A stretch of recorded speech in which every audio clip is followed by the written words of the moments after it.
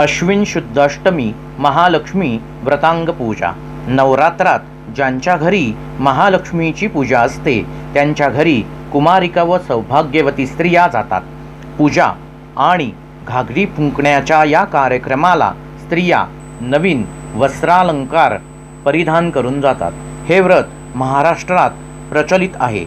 हे व्रत लग्न झाल्यानंतर 5 वर्षे करतात। नवरात्रात महालक्ष्मी पूजा हा कुलाचार आहे, कुळधर्म आहे।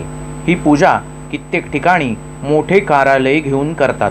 नेहमीचेच पूजेचे साहित्य शिवाय 16 पदरी रेशीम, त्याला गाठी माराव्यात। लग्नाचे पहिले वर्ष असेल तर 1 गाठ बांधावी, 5वे वर्ष असेल तर 5 गाठी असा तातू तयार करावा।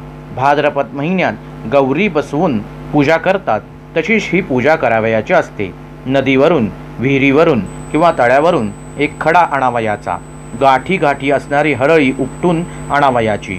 पाटावर किंवा चौरंगावर रांगोळी काढून त्यावर तांदूळ पसरून रेशमाचा तातू, हळदीचा तातू व खडा ठेवायचा।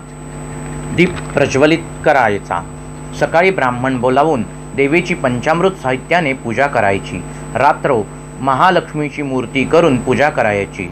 या पूजेच्या वेळी देवीला 16 अर्घ्ये देतात। या पूजेनंतर 16 पदरी रेशीम दोरा म्हणजे तो तातू पूजिकेने आपल्या डाव्या हातात बांधायचा असतो। रात्री महालक्ष्मीची पूजा झाल्यावर हातात बांधलेला तातू महालक्ष्मीच्या पायांवर व्हायचा। 5 घागरी फुंकायच्या।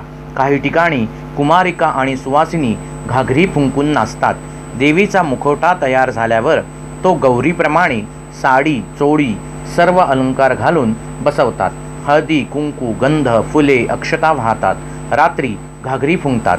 या दिवशी पुरण घालतात व बाकीचा स्वयंपाक इतर सणांप्रमाणे करतात। दुसऱ्या दिवशी सूर्योदयापूर्वी देवीच्या मूर्तीचे विसर्जन करावयाचे असते। यावेळी पंचोपचार पूजा करावी।